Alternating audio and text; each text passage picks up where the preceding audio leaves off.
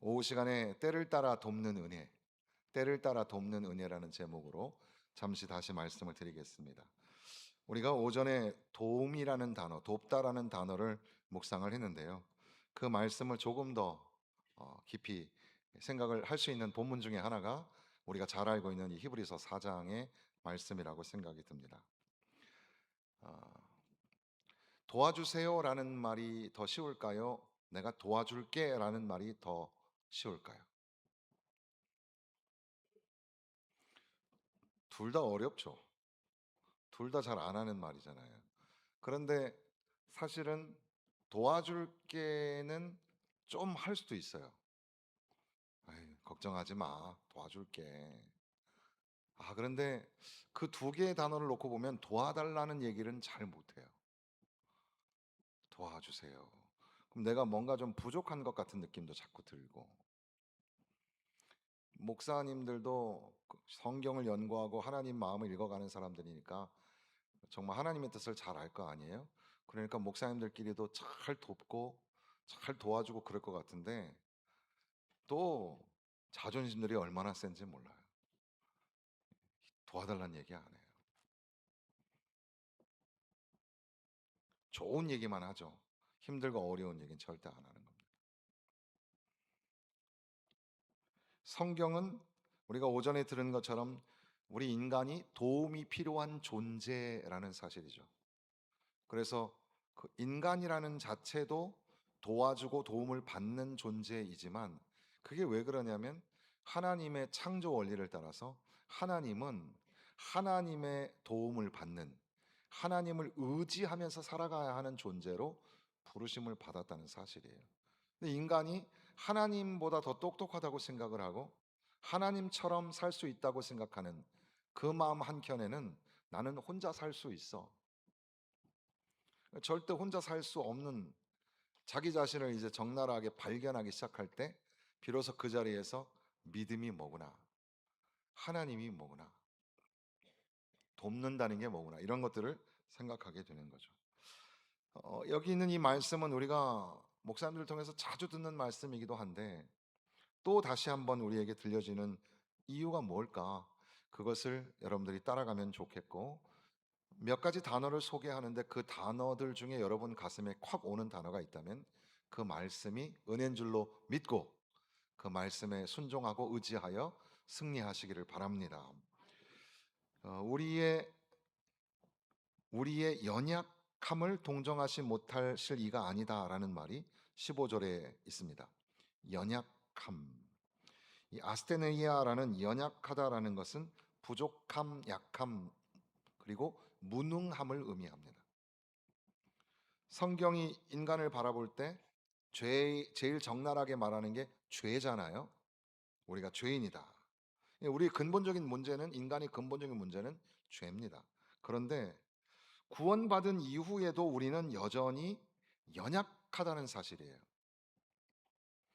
믿음이 있지만 지쳐요. 기도하면서도 흔들려요.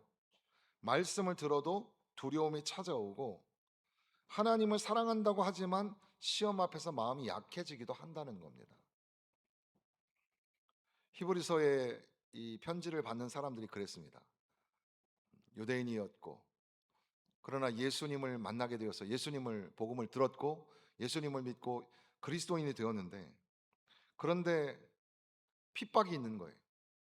가정과 그 사회에서 매장되고 핍박을 당하고 감옥에 갇히고 손해를 입고, 이게 잘못됐나 본데 그러면서 뒤로 물러가고 후퇴하고 믿음을 드러내지 못하는 사람들이 많이 있었단 말이에요.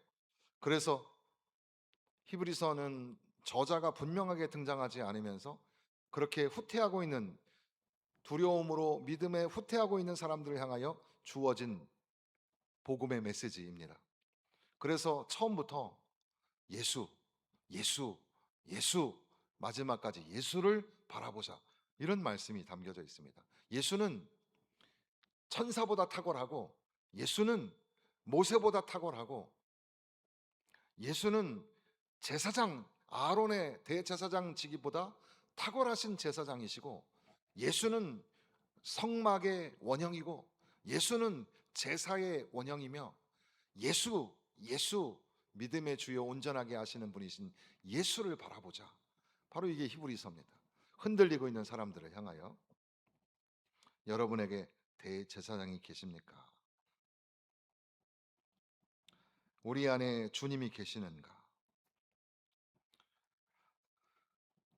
우리도 똑같은 연약한 인생인데 과연 우리는 무엇을 붙들고 살아가는지, 아니 주님이 우리를 붙들어 주신다는 그 약속의 말씀을 과연 믿고 살아가고 있는지 돌아보게 되는 겁니다. 그때에 먼저 출발하는 단어가 우리의 연약함을 아신다. 주님은 우리의 연약함을 아신다는 겁니다. 우리가 약하다는 사실을 알아요. 좋은 일에도 우리는 흔들려요. 좋은 일에도 삐지고 마음이 상하기도 해요. 그 큰 포장 박스에 보면은 영어로 프레이질이라고 써 있는데 그 프레이질이란 말이 깨지기 쉬움이란 말이거든요. 우리 인간은 깨지기 쉬운 존재예요. 마치 유리와 같아요. 그런데 우리의 연약함을 주님이 다 아신다고 말씀하시는 겁니다. 또한 연약함뿐 아니라 그 연약함을 동정하지 못하실 이가 아니라 동정하다라는 말이 나옵니다. 헬라어의 쉼파데오라는 말인데 이것이 영어에 나중에 심퍼시, 동정, 뭐 그런 공감 이런 단어로 사용이 되는데요. 이건 단순히 멀리서 바라보면서 아이고 안 됐다 안 됐다. 요즘에 막 폭우로 막 도시가 막 엉망이 되고 지진으로 막 사람들이 막 비명을 지르고 지금 온 세계가 막 들썩들썩합니다.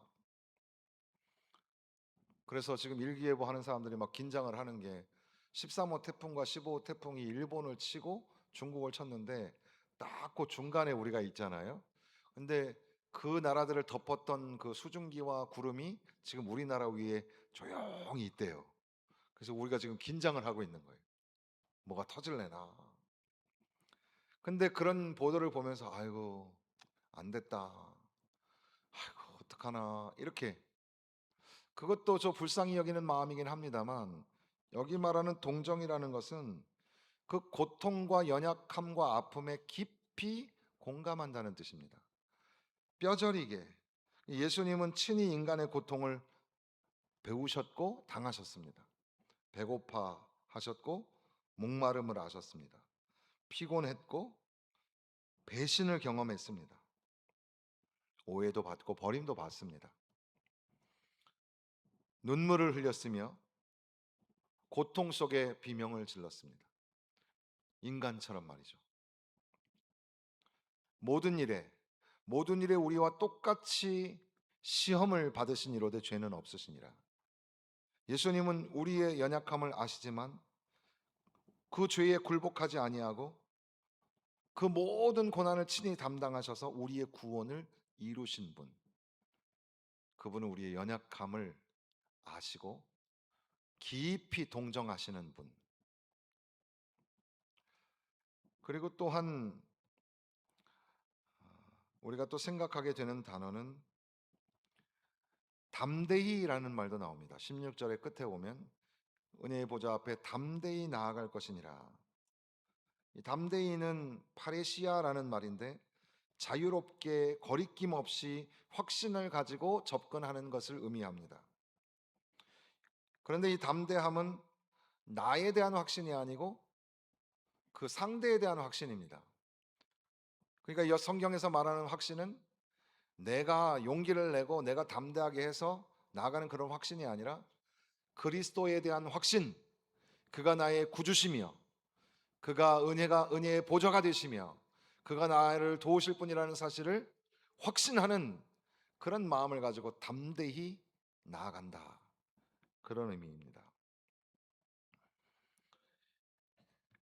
이제 이런 단어들이 어떻게 연결되어 있는가를 볼 때에 이 돕다라는 말을 우리가 살피려고 하는 건데 16절에 보니까 그러므로 우리는 긍휼하심을 받고 때를 따라 돕는 은혜를 얻기 위하여. 때를 따라 돕는 은혜. 우리가 날마다 우리의 삶에 필요한 그 모든 것들을 얻기 위하여 주님 앞에, 그 은혜의 보좌 앞에 나아가야 한다는 사실입니다. 은혜의 보좌로 나아간다. 예수님이 우리의 연약함을 동정하시고, 예수님이 죄 없으신 분이신데 우리처럼 고난을 당하셨고, 바로 그렇게 우리에게 제사장이 되시는 예수님을 생각하면서 때를 따라 돕는 은혜, 그 은혜를 사모하고 은혜의 보좌 앞에 한 걸음씩 한 걸음씩 나아가는 겁니다. 은혜의 보좌 앞에 나아간다라고 할 때 사람들은 우리가 농담 삼아 아이고 주님도 바쁘실 텐데 내 문제 어떻게 나 혼자 알아서 해결해야지 그렇게 농담 삼아 얘기하지만 실제 우리는 신앙생활을 그렇게 할 때가 참 많습니다. 하나님에게 나와서 예배를 드리면서도 그 은혜의 보좌 앞에 때를 따라 돕는 은혜를 사모하여 담대히 나아가야 되는데 나아가지를 못해요. 주님 전에 나오지도 못할 뿐더러 나와 있어도 온전히 주님 앞에 내 삶을 드리지 못해요. 온전한 예배자가 되지 못할 때가 너무나 많죠. 우리가 실패하고 우리가 무너지고 또 환난과 시험이 강력하게 우리에게 다가올 때, 그때가 하나님의 은혜 앞에 나아가야 될 때입니다. 은혜의 보좌 앞으로 달려 나아가야 합니다. 여러분 이런 말 하시죠? 정말 하나님 볼 면목이 없다.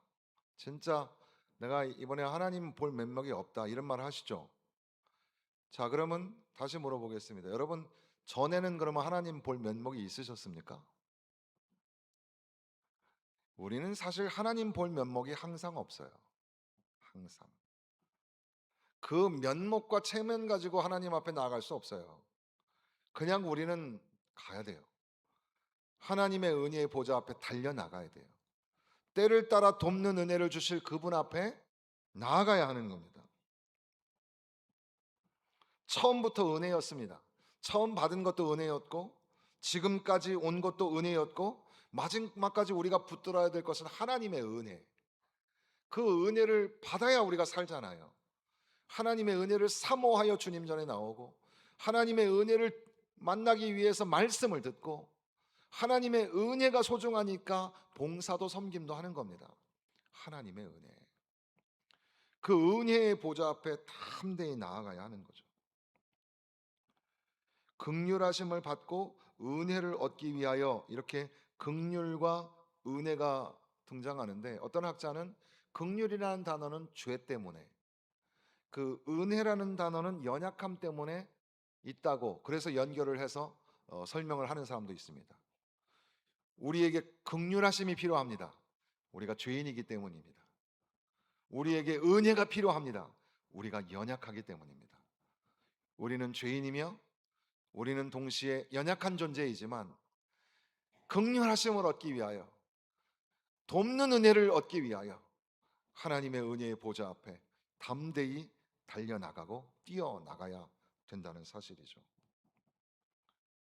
때를 따라 돕는 은혜라는 말도 적절한 때의 도움, 꼭 필요한 순간에 주어지는 도움, 이런 말인데, 하나님의 도움은 때로는 문제를 없애주시는 도움이지만 때로는 하나님의 도움은 그 문제를 통과하게 하시기도 하고 그 문제를 버티고 견디게 하시는 것도 하나님의 은혜예요.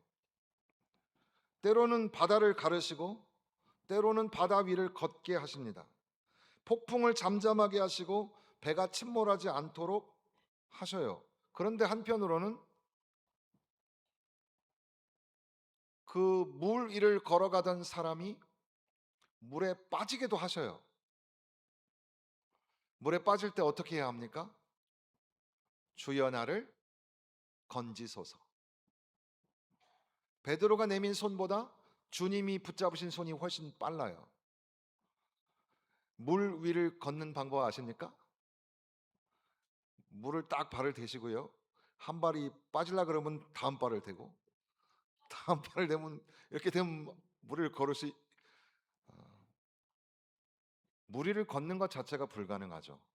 때로는 하나님은 우리에게 무리를 걷게 하시는 기적을 보여주십니다. 그런데 때로는 기적이 하나도 안 나타나요. 딱 발을 물에다 대는 순간 어떻게 해요? 확 빠지는 거예요. 내 은혜가 내게 족하도다. 오히려 약함 가운데서 은혜가 더하여지더라. 그래서 주님 나를 건져 주옵소서. 수하로 건지다가 이거거든요. 이렇게 이게 건지다인데, 이게 헬라어의 소조, 구원이란 뜻이에요. 구원. 건지다. 주여 나를 건지소서. 주여 나를 구원하소서. 그런 말입니다. 그때 주님이 딱 붙잡으셔서 들어 올리시죠. 무슨 말씀이냐면, 돕는다라는 말을 생각하면서 때를 따라 돕는 은혜를 얻기 위해 은혜의 보좌 앞에 나아간다는 것은 그냥 뭔가 추상적으로 하나님의 전에 나가서 예배를 드리고 찬송을 부르고 막 이런 얘기만 될까? 가만히 생각해 보니까 그런 게 아니라,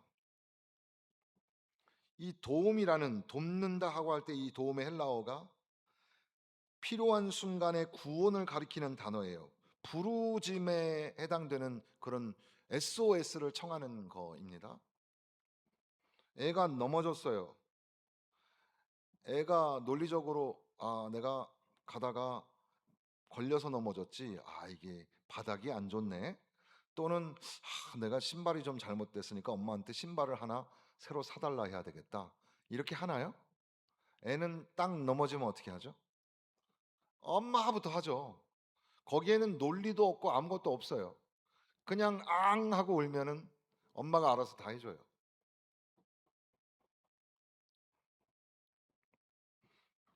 우리가 때를 따라 돕는 은혜를 얻기 위하여 은혜의 보좌 앞에 나아간다는 것은 막 달려가는 거예요. 나 혼자는 해결할 수 없어요. 나에게 와주세요. 나를 만나주세요. 나를 도와주세요. 주의 종을 잘 섬겼던 한 여인은 선지자를 통해서 아이를 얻게 됩니다. 얼마나 기뻤을까. 이리 봐도 기쁘고 이리 봐도 아이가 너무너무 예뻤는데, 어느 날 그 아이가 들에 나가서 햇빛을 많이 쬐는지 아야 머리가 아픈지라 하고 쓰러져 버립니다. 그리고 그 아이는 죽습니다. 그 여인은 주섬주섬 챙겨서 종을 하나 같이 동행해서 남편에게, 나 하나님의 사람에게 갔다 오겠다고. 그때, 왜 지금이 절기 예배의 날도 아닌데 하나님의 종에게 가려고 하느냐. 그냥 다녀오겠습니다. 멀리서 선지자의 종이, 지금 누가 옵니다. 종에게 달려가서 물어봐라. 모든 게 괜찮은지 물어봐라. 그래서, 너의 남편은 괜찮으냐? Are your husband alright? 너의 아들은, your son is alright? 괜찮으냐? 너는 괜찮으냐?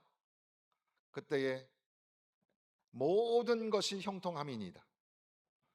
아이가 죽었는데 이 긴급한 상황 속에서 모든 것이 형통합니다라고 하고 난 후에 이 여인은 하나님의 사람 바닥으로 엎드려 달려듭니다.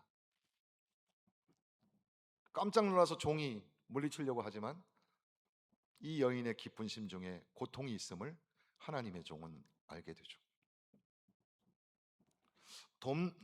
도움을 요청한다는 것, 때를 따라 돕는 은혜를 얻기 위하여 나간다는 것은 고상하고 점잖하게 예배 자리에 앉아 있는 것만이 아니라 하나님 앞에 비명을 지르며, 하나님 나 살려주세요, 하나님 나 도와주세요, 그래야 하는 거 아닐까요? 아버지 나를 도와주세요. 주님 나를 도와주세요. 사람들이 막 밀고 감히 네가 여기가 어딘 줄 알고 들어오느냐 하는데도 불구하고 욕을 먹으면서도 다윗의 자손 예수여 나를 불쌍히 여기소서.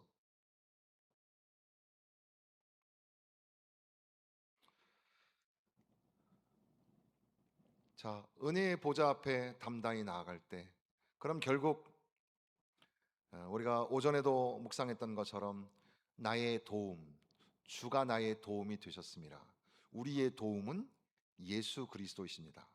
그러니까 14절부터 16절까지의 내용은 은혜의 보좌 앞에 담대히 나아가게 되는 것은 우리 안에 예수가 계시기 때문에, 우리에게 대제사장이신 예수가 계시기 때문에, 그리고 결국 히브리서 전체를 통해서 예수님을 생각하고 또 예수님을 생각하고 예수님을 바라보고 예수님께 나아가는 것, 그렇게 이 메시지가 연결이 될 텐데, 우리가 돕는 은혜를 얻기 위하여 은혜의 보좌 앞에 나가서 도움을 청해야 할 분, 그분이 누구냐? 바로 예수님이라는 사실이죠. 예수가 나의 도움이라. 주님은 나의 도움이 되십니다. 주님 나를 도와주세요. 문제 없는 사람이 없습니다. 그리고 사실 여기 같이 앉아 계신 분들 중에도 남들에게 자기의 속내를 얘기하지 못하는 분들도 있어요. 어쩔 때는 목회자이기 때문에, 목회자는 한편 저보다 어른들이 많이 계심에도 불구하고 영적인 아버지 같은 생각을 가질 수밖에 없습니다. 그때는 아이고 저분은 빨리 나와서 도와달라고, 울면서 도와달라고 해야 되는데 왜 저렇게 고집을 피우고 있을까, 그런 생각을 할 때도 있습니다. 여러분, 여러분의 삶의 문제가 분명히 묵직합니다. 남들한테 말하지 못하고 뭐라고 딱 얘기할 수 없지만 너무 속상하고, 참 그런 것들 때문에 기쁨이 없어요, 내 안에. 어떻게 할 거예요, 여러분? 아유, 그냥 참고 견디면서 살아야죠. 물론 그런 인내의 여정이 우리 인생이지만 성경이 계속해서 우리에게 전하는 메시지는 예수가 답이다. 예수가 열쇠다. 예수가 도움이다. 믿음의 주여 우리를 온전하게 하시는 분이신 예수를 바라보자. 그리고 우리에게 당한 경주를 하자. 말씀하시지 않습니까? 여러분, 예수님을 만나셔야 합니다. 예수님을 붙드셔야 합니다. 체면 차리지 마시고, 집사여도 권사여도 장로여도 예수님을 못 만날 수도 있다니까요. 예수님 만나지 않으면 그 직분이 무슨 의미가 있겠어요? 수천 번의 제사를 드리셨다고요? 교회의 경력이 수십 년이라고요? 그렇게 경력이 많은데도 불구하고 예수님을 한 번도 만난 적이 없어요. 맨날 옆에 사람 만나는 것만 구경한 거예요. 사랑하는 성도 여러분, 고난을 당하고 있는 히브리서 수신자들을 향하여 이 말씀은 강해져라, 용감해라 이렇게 말씀하시지 아니하고 나아가라, 달려 나아가라. 어디로? 은혜의 보좌로 나아가라. 주님 앞에 나아갈 때 뭐 좀 가지고 나가야 되는 거 아닌가요? 여러분, 우리가 뭘 가지고 하나님 앞에 나아가겠어요? 천천만만의 수양의 기름을 들고 나가겠습니까? 여러분이 재물이 많아서 재물을 다 바치면 될 것 같으세요?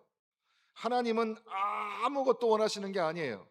오히려 역설적으로 하나님은 우리의 연약함을 가지고 나오기를 원하는 거예요. 우리의 상처를, 우리의 실패를, 우리의 답답함과 눈물을 주님은 받으시기를 원하시는 거예요. 바로 그 예수 앞에 나아가기만 하면 되죠. 우리는 그저 주님 앞에 나를 좀 도와주세요. 사람들은 뭐라 할지 몰라도 하나님은 우리의 기도를 업신여기지 않으십니다. 우리의 능력에 도움이 있지 않아요. 우리에게는 큰 대제사장이신 예수가 계시기 때문에 예수가 나의 도움이 되고 예수가 은혜의 보좌 앞으로 나아가는 길이 되시는 겁니다. 힘드시죠? 사랑하는 성도 여러분, 힘들 때 숨고 싶잖아요. 사람들도 만나기 싫고. 믿는 사람들도 죽고 싶을 때가 있을까요? 저는 있다고 생각합니다. 무너졌어요. 마음이 다 무너져서 그냥 공허한 육체가 걸어 다니긴 하는데 사실 그 마음이 다 무너진 사람도 있습니다. 모두 은혜의 보좌 앞으로 나아가야 합니다. 주님, 나의 도움이 되어 주옵소서. 오전에 말씀 들은 것처럼 은혜의 기억을 소환하고, 그리고 오늘 내게 들려주시는 말씀을 다시금 읊조리며 주님을 붙잡고 주님과 함께 한 걸음 한 걸음 걸어가며 찬송을 부르고 노래를 부르며 살기를, 그렇게 갈망해야 하는 겁니다. 도움이 필요하다는 것은 믿음이 없다는 뜻이 아닙니다. 예수 그리스도 안에서 하나님의 보좌를 향하여 나아가는 것, 도움이 필요하다고 울며 달려나가는 것은 멋진 믿음의 모습입니다. 여러분, 바로 지금 예수 그리스도 앞에 달려나가 주님, 주님밖에는 나의 도움이 없사오니 주여 나를 도와주옵소서. 주여 나를 도와주옵소서. 그래서 하나님이 부어주시는 놀라우신 은혜를 내 안에 채우면서 야, 감탄사를, 야, 하나님의 은혜가 크다. 야, 남들 다 야, 하나님의 은혜 그러는데 나는 뭐 그런 은혜가 없어서. 여러분 모두 다 야, 하나님의 은혜가 너무나 크구나. 아, 하나님의 은혜가 너무나 크구나. 그런 고백 있으시기를 주님의 이름으로 축원합니다.